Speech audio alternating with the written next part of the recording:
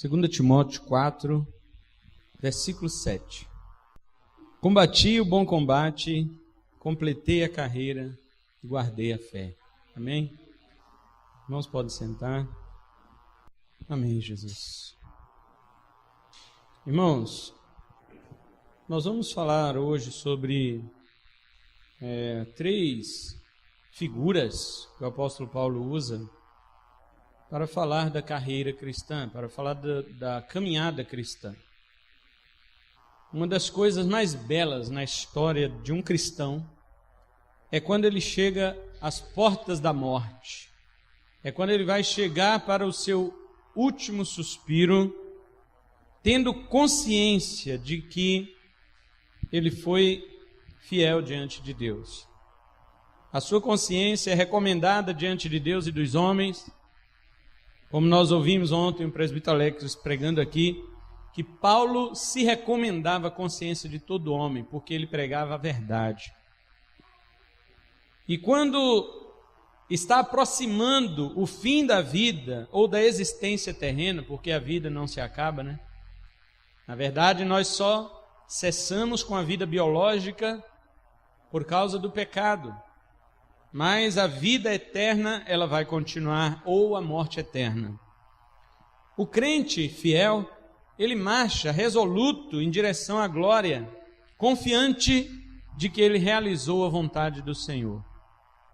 Uma das coisas mais belas que existe é o crente chegar no dia da sua morte e ter consciência de que ele fez a vontade do Senhor.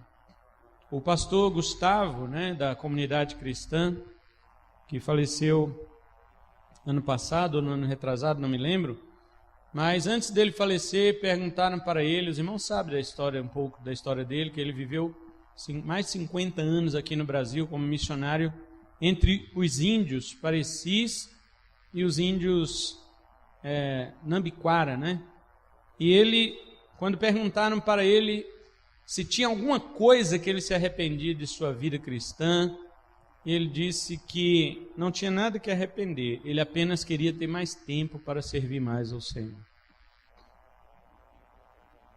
E pergunte isso para todos os homens de Deus, pergunte isso para homens que já morreram em avançada idade, Billy Graham, pergunte isso para John Stott, homens como Martin Lloyd Jones, que viveram a sua vida toda pelo reino de Deus. Esses homens, ao final de sua vida, eles diriam: eu queria viver mais para fazer mais por Deus. Com o apóstolo Paulo não era diferente. Paulo dizia aos filipenses: olha, eu tenho vontade de partir e estar com Cristo, porque para mim isso é incomparavelmente melhor. Porém, eu tenho também vontade de ficar aqui na carne por vossa causa. Sabe o que Paulo está dizendo? Ele está dizendo que se é para o benefício da igreja, eu vou permanecer aqui. Se é para pregar o evangelho, eu prefiro ficar aqui. Mas se for deixar por minha escolha, eu prefiro partir e estar com Cristo. Agora, sabe o que muitos crentes muitas vezes pensam? Eles pensam assim: não, eu quero que Cristo me dê mais um prazo de vida para eu poder fazer mais alguma coisa para mim e depois mais um pouco de prazo para ir eu fazer o dele. Aí depois ele me leva. É assim que nós somos. Ou seja, nós somos aquele tipo de soldado que queremos mais estar de folga do que em plantão, do que no serviço. Então, nós quando olhamos para o apóstolo Paulo, por aquilo que ele realizou pelo evangelho de Jesus, nós ficamos envergonhados com o pouco que nós fazemos, com a contribuição tão mirrada que nós entregamos da nossa vida por aquele que deu a sua vida pelos nossos pecados. Alguém já disse, não me lembro quem, que se Deus nos desse 1 minuto no céu, de uma visão do que será o céu, 1 minuto, nós voltaríamos para a terra e daríamos 100% da nossa vida pelo Senhor. Não nos preocuparíamos nunca mais com nada deste mundo, nada, sabe o que é nada? Nem as coisas básicas, que é trabalhar, alimentar, a gente não estaria mais nem aí. Se 1 minuto do céu fosse revelado para nós. E eu fico pensando o seguinte, que o dia do juízo vai chegar, O dia da prestação de contas, é lógico que o mundo entra em juízo. Nós não entramos em juízo, mas nós entramos em prestação de contas. Porque os servos do Senhor, eles têm que apresentar diante do Senhor o que seus dons desenvolveram. Por que, afinal, que você recebeu um dom? Por quê? Para quê? Para nada? Para enterrar? Então, se nós recebemos um dom, é porque o dia da prestação de contas vai chegar. E quando nós estivermos na glória, que entrarmos no céu, queridos, pensa isso. Você vai olhar para o céu, você vai olhar para a presença de Cristo, para a glória de Deus, você vai olhar para os santos de Deus que estão ali, para os anjos do Senhor, você vai olhar para toda a infinidade de maravilhas que Deus preparou para nós, e você vai pensar, por que eu fiz tão pouco pelo meu Senhor na terra? É óbvio que não vai haver o sentimento de arrependimento, mas vai haver aquela sensação de que você poderia ter feito mais pelo seu Senhor. Sempre vai. Mas o apóstolo Paulo é um dos homens que trabalhou por Cristo durante aproximadamente 30 anos de sua vida. E quando chegou ao fim do seu cristianismo, ele comparou-se com 3 figuras básicas neste versículo que nós lemos. Ele diz, combati o bom combate, isso quer dizer, eu me comparo com um soldado. Segundo, ele diz, eu completei a carreira, ele quer dizer, eu me comparo com um atleta. E finalmente ele diz, eu guardei a fé, isto é, eu me comparo com um mordomo. E nós vamos ver hoje essas 3 figuras que o apóstolo Paulo usa para poder relatar a sua vida cristã, como ela foi, como ela se deu enquanto ele existia aqui. Primeiro, como um soldado cristão. Como um soldado cristão, Paulo ele diz, eu combati o bom combate. Veja, irmãos, que primeiro o apóstolo Paulo coloca o verbo como no passado, eu combati. Ele não diz eu estou combatendo, porque agora, segundo a carta de Timóteo, ele já está na última. Paulo já está preso pela segunda vez e ele sabe que só vai sair dali para a morte. Os irmãos podem observar que no verso 6, nós lemos 7, mas no 6 ele diz assim, quanto a mim, já estou sendo oferecido como libação, e o tempo da minha partida está próximo. Ou seja, o apóstolo Paulo, ele sabe que ele não vai sair daquela prisão para a liberdade como foi a primeira vez. Na primeira vez que ele esteve preso, ele escreveu aos Colossenses, aos Efésios, aos Filipenses e a Filemão, 4 cartas na sua primeira prisão. Mas ele tinha certeza que Deus ia tirá-lo de lá para continuar pregando o Evangelho. Porém, agora, Paulo tem uma só certeza, e a certeza é, eu estou sendo derramado como libação. Os irmãos sabem o que é libação? Libação era uma oferta de líquidos no Antigo Testamento. Era uma oferta que você derramava diante de Deus, azeite, água e vinho diante do Senhor. E estas ofertas eram recebidas pelo Senhor da mesma forma que outras ofertas eram também recebidas.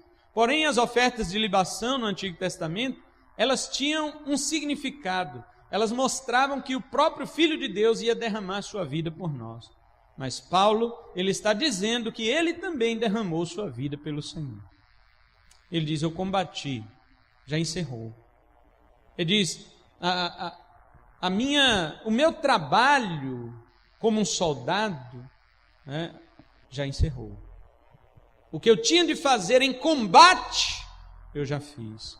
Se você ler 2 Coríntios 11, vocês vão ver como que Paulo combateu.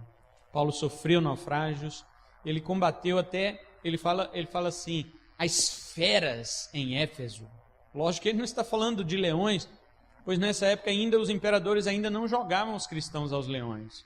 Paulo diz, combati as feras em Éfeso, ele está falando daqueles homens, não só os judeus que lhe perseguiam, como também os efésios, como Demétrio, né, que eram ourives, que fabricava nichos de Diana para o povo adorar, idolatrias, e Paulo pregou ali, e muitos efésios se converteram, e Demétrio ficou irado, porque o negócio deles ia falir, porque agora ninguém ia mais comprar aquelas estatuetas de Diana. Então eles bateram em Paulo, eles surraram Paulo, e Paulo diz, eu combati com as feras quando estive em Éfeso. Paulo teve lutas espirituais terríveis contra o próprio Satanás, contra o diabo, contra seus demônios. Paulo chega a dizer aos Coríntios, segunda carta, capítulo 12, de que ele pediu ao Senhor que retirasse o espinho na sua carne, e ele diz, o espinho na carne era um mensageiro de Satanás que me esbofeteava, para que eu não me exaltasse, e Deus nunca tirou. Paulo morreu com aquele espinho na carne, Paulo morreu com aquela aflição, Paulo morreu com as perseguições em suas costas. Se os irmãos forem estudar a vida do apóstolo Paulo, vocês vão ver que Paulo morreu sozinho numa masmorra. Ele morreu sozinho num calabouço, numa prisão fria, escura, cheia de lama e ninguém do lado dele. Ele diz assim para Timóteo, ele fala, Timóteo, olha o verso 9, procura vir ter comigo logo, porque Demas me abandonou, tendo amado o mundo presente, e foi para Tessalônica. Paulo foi abandonado por um companheiro cristão, que amou mais o mundo do que a Deus. Ele diz, olha, Timóteo, Crescente foi para a Galácia, provavelmente numa obra missionária aos Gálatas. Tito foi para a Dalmácia, só Lucas está comigo. Então, Tíquico, eu enviei ele para Éfeso. E Paulo está solitário, só tem um médico, irmão crente médico, Lucas, cuidando dele. Eu pergunto aos irmãos, onde estavam os outros apóstolos, irmãos? Onde estava Pedro? Onde estava Tiago, João, para defender Paulo? Para ir lá testemunhar a favor do apóstolo Paulo? Não, ele terminou a vida dele sozinho. O homem que mais fez pelo reino de Deus. O homem que mais gerou vidas, que mais amou almas, o homem que mais sentiu dores de parto, morreu solitário. Mas ele não perdia a sua esperança. Ele dizia, olha Timóteo, eu combati. Só que ele poderia dizer assim, o combate difícil, o combate ruim, mas ele fala o bom combate. Paulo qualifica a sua luta espiritual pelo reino de Deus. Ele não é como nós. Nós, quando estamos em luta, não achamos que é uma coisa boa, mas é uma coisa boa. Paulo diz, eu combati o bom combate. Por que Paulo chama o combate de bom? Porque ele sabe que foi Deus que colocou ele naquela batalha. Ele sabe que foi Deus que o colocou como um soldado no seu reino, para que este reino fosse representado por um homem corajoso, por um homem que encarasse as hostes espirituais da maldade, para que um homem que encarasse os perseguidores, sempre com a face erguida e dizendo, sou servo do Senhor. Me lembro de um mártir, chamado São Lourenço, um mártir da igreja, que quando os romanos foram matá-lo, colocaram ele numa churrasqueira, numa grelha, e ele estava assando de um lado, e depois deixando ele ali muito tempo de um lado, ele ainda brincou com os seus carrascos e disse para eles assim, eu acho que esse lado já está bom, podem me virar.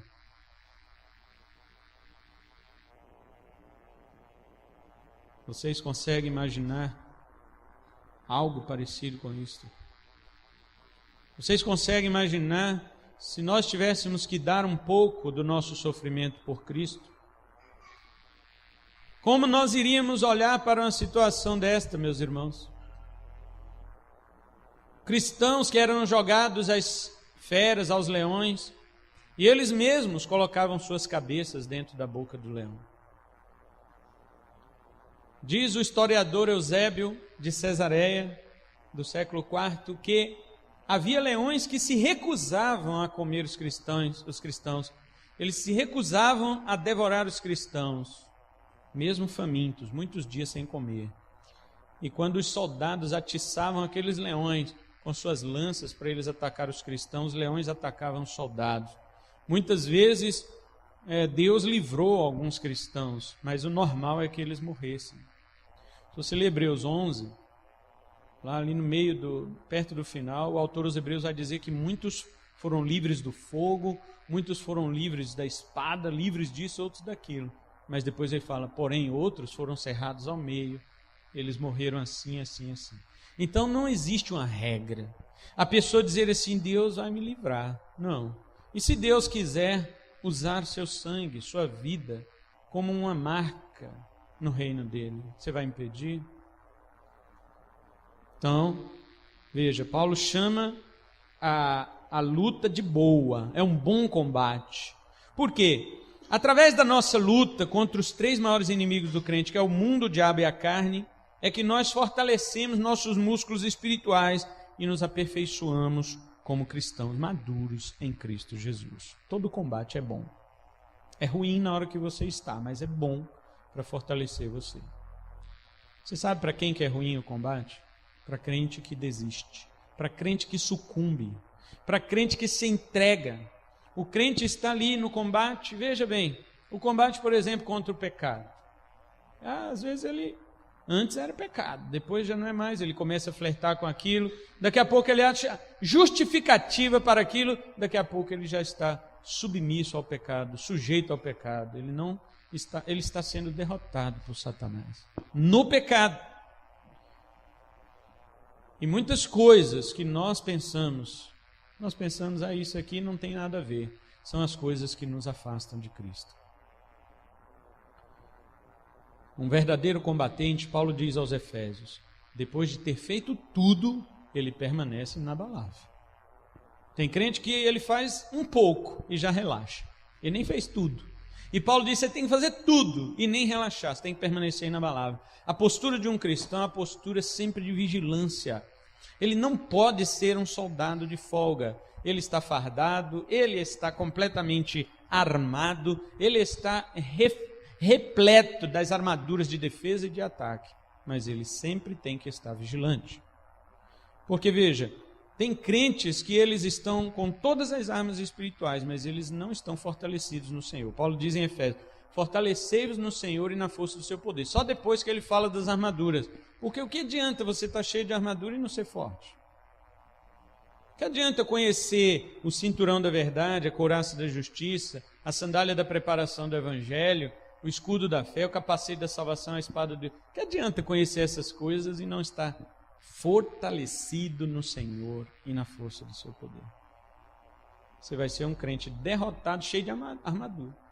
Vai chegar um crente passar por você e falar, meu irmão em Cristo foi derrotado pelo diabo. Mas como? Ele está cheio de armadura. Ele está cheio de armadura, mas ele não era fortalecido. E você sabe o que é que fortalece a gente, não é? Quando Paulo diz, combati o bom combate, ele está dizendo, eu não fugi de nenhuma batalha. Eu não cedi a elas. Eu não me entreguei a nenhuma delas. Isso é que nos fortalece. Segundo, Paulo coloca agora ele como um atleta. Ele diz, eu completei a carreira. E com relação à carreira que ele completou, como cristão, Paulo poderia dizer que trilhou toda a sua a pista de corrida com louvor. No final ele será coroado, sabe? Naquela época, as corridas gregas, as maratonas, como os irmãos sabem, as maratonas são antigas, não é? Ela começou quando um soldado grego correu 42 quilômetros a pé, depois de uma batalha, para anunciar ao rei que eles haviam ganhado uma batalha. Por isso que deu o nome, maratona. Então, esta corrida se tornou parte de uma disputa, de uma Olimpíada que eles faziam, porque as Olimpíadas existem desde antes de Cristo. Então, quando o apóstolo Paulo usa essa figura, ele está pensando neste camarada que correu a maratona. Ele está pensando em um crente que tem uma competição a fazer. Ele está pensando em um crente que tem uma prova para percorrer. E esta prova, você tem que chegar até o fim. Ele tem que ir pelos meios, pelas regras que são estabelecidas. Olha, você não pode sair do caminho, você não pode pegar um atalho, você não pode isto, aquilo, você tem que correr com esta roupa, você tem que fazer isso. Toda a competição de uma Olimpíada, ela tem uma regra. Paulo diz em outro lugar, para o próprio Timóteo, ele fala que ninguém pode lutar senão pelas regras. Paulo diz isso a Timóteo também. Ele está pensando neste corredor, ele está pensando no atleta. E agora eu quero meditar com os irmãos, como muitos cristãos já deixaram várias etapas da sua carreira cristã para trás. Outros cristãos pegaram atalhos. Eles nem mesmo concluíram a sua prova. É impressionante que nós caminhando na jornada cristã, a irmã Marina falando ontem do tempo de crente que ela tem, a Leandra, né? Perdão, a irmã Leandra falando do tempo de crente que ela tem, outros irmãos citando, olha, tantos anos, isto e aquilo. Nós, neste grande tempo que caminhamos com Cristo, não já vimos muitas pessoas para trás? Pessoas que antes corriam conosco, e hoje você olha para essas pessoas, onde elas estão? Elas pararam. Meu irmão, a jornada continua. Meu irmão, a competição continua. E ele diz, não tenho mais forças, eu não corro mais. Essas pessoas já foram, um dia já foram atletas de Deus, um dia essas pessoas já tiveram um porte espiritual invejável, um dia essas pessoas, olha, hoje em dia então nem se fala, porque hoje em dia tudo que tem ai meu Deus, nós estamos vivendo o estresse, a estafa, nós estamos vivendo sensações emocionais, o meu emocional está abalado. Então as pessoas, elas acham todas as desculpas para elas se encostarem, mas veja que no momento em que deu o tiro da partida, o atleta não pode mais parar de correr, ele só pode parar no final. Todo atleta que para de correr no meio do caminho, ele é o quê? Desclassificado. Mas você quer aprender com Paulo? Porque de fato é ele que nos ensina aqui. Ele diz assim para Timóteo, eu completei a carreira. Sabe que palavra grega é essa aqui que Paulo usa, completei? É a mesma que Jesus usou na cruz. Tetelestai. Está consumado. Está completo. Chegou ao ponto que não tem mais nada o que fazer. Paulo usa, gente, que audácia de um homem usar a palavra de Jesus que foi usada na cruz. Não é audácia, sabe o que é isso? É convicção de que ele completou aquela carreira pela qual ele foi chamado pelo Senhor para fazer. Convicção. Olha, irmãos, eu acompanho a vida de alguns teólogos de grande respeito, homens não só com conhecimento teológico avançadíssimo, mas também uma vida tão piedosa.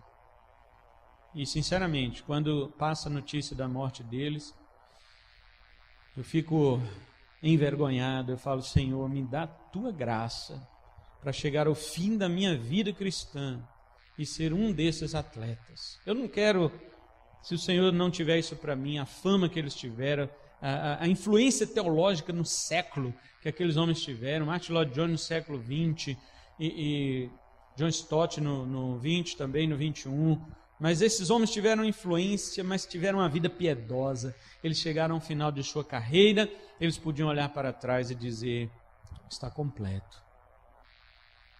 Agora, irmãos, uma das piores coisas na vida de um cristão que eu devo imaginar, porque eu já penso isso por agora, imagina quando chegar o fim da minha vida. Eu penso isso por agora, quanto mais eu poderia ter feito pelo Senhor, quanto mais eu poderia ter corrido pelo meu Senhor.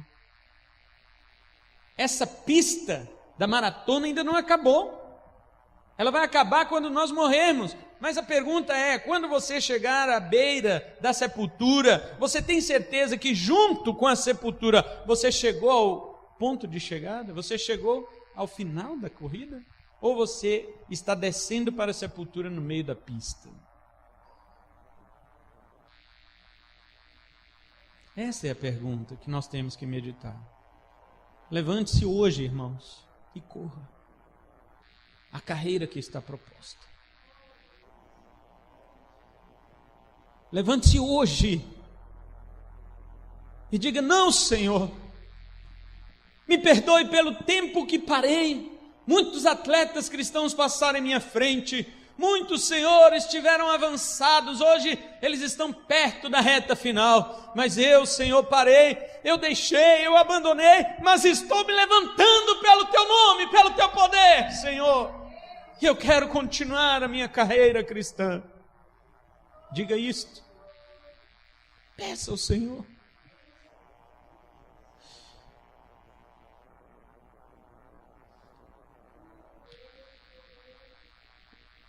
O soldado tem seus braços fortalecidos, o atleta tem suas pernas.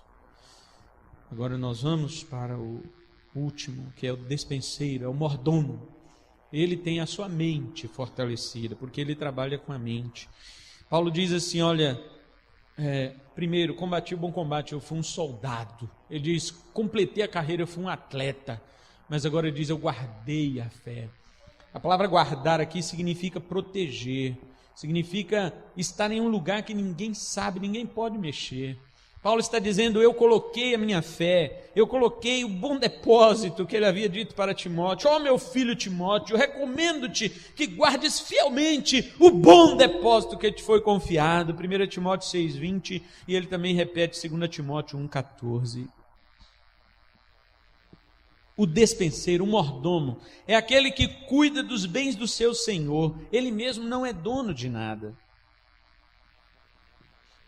Os irmãos sabem que a fé não é nossa. A Bíblia diz que é dom de Deus. Portanto, quando Paulo diz eu guardei a fé, ele não está dizendo eu guardei algo que é meu, ele está dizendo eu guardei algo que é do Senhor. O mordomo, ele cuida das coisas do seu Senhor, seja na presença ou na ausência.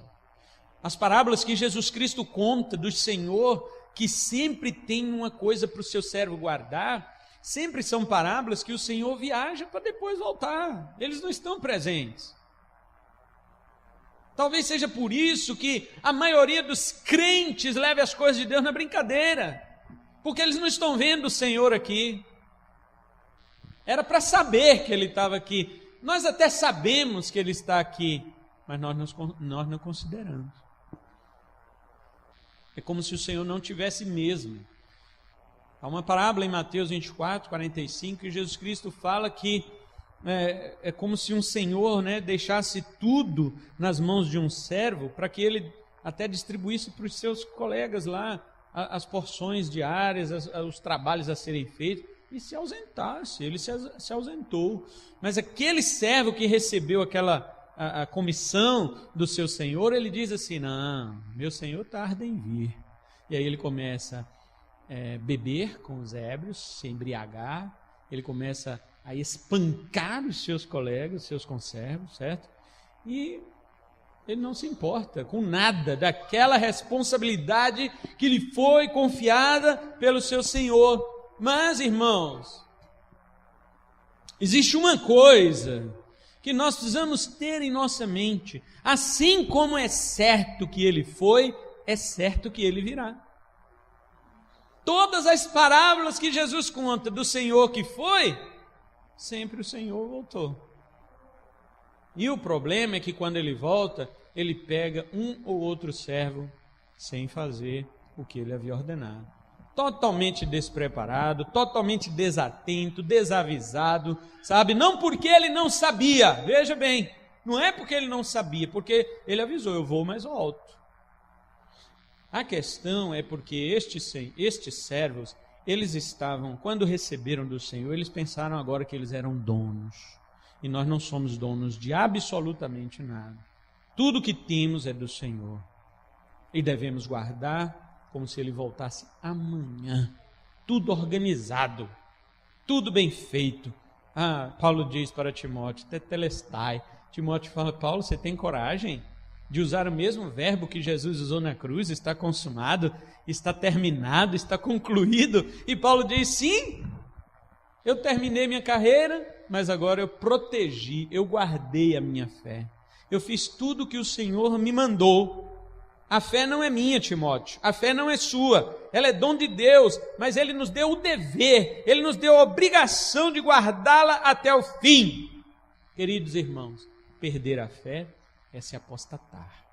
Perder a fé é ser infiel, é ser descuidado, irresponsável com aquilo que nos foi confiado pelo Senhor. A minha pergunta para nós hoje, nesse último ponto da nossa pregação: o que você tem feito com a sua fé? Os apóstolos disseram para Jesus, Senhor, acrescenta-nos a fé, não é? Eles pediram um aumento da fé. E Jesus disse para eles o quê? Nem precisa disso.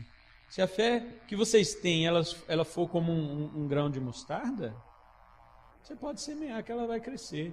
Você vai dizer para esse monte, você vai fazer isso e aquilo. Jesus Cristo está dizendo o quê? Por que ele compara a fé como um grão de mostarda? Porque ele já havia contado uma parábola, que o grão de mostarda é o menor de todos os grãos, mas quando plantado se torna maior das hortaliças, quase que uma árvore, que até pássaros do céu vêm ali fazer ninho na sua sombra. Veja, Jesus está falando o que sobre a fé? Ele está falando, não importa o tamanho de sua fé, Senhor, aumenta-nos a fé. Que aumenta? Não precisa de aumentar. A porção de fé que eu te dei, não foi para que eu te dê mais. A porção de fé que eu te dei foi para você plantar. Plante a tua fé e você verá o resultado dela.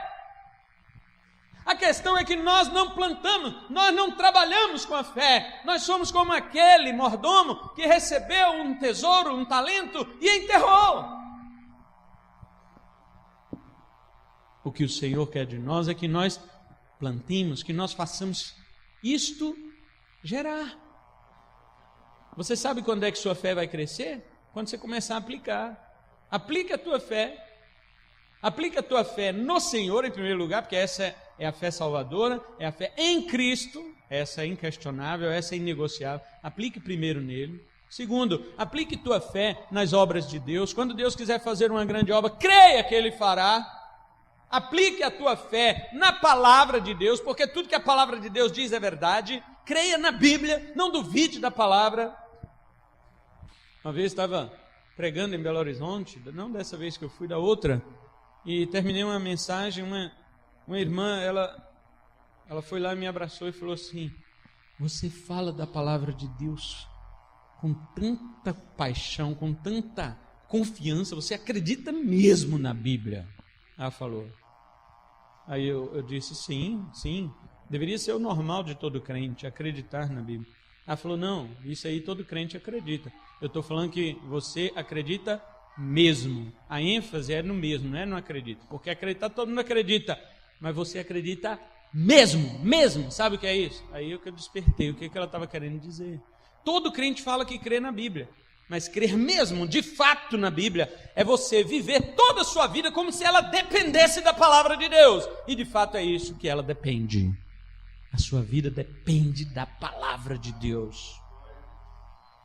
Qualquer coisa, seja o que você estudou lá fora, seja a sua experiência no trabalho, seja o que alguém te falou quando você estava evangelizando ou conversando, qualquer coisa que venha te fazer duvidar da palavra de Deus, você rejeita e permanece com a palavra de Deus. Isso são formas de você fazer a tua fé crescer, você plantar sua fé. Outra coisa, quando alguém te pedir oração, e esta oração você, obviamente, está vendo a necessidade da pessoa, vai lá e ore com fé. Creia no poder da oração, creia no poder do nome de Jesus.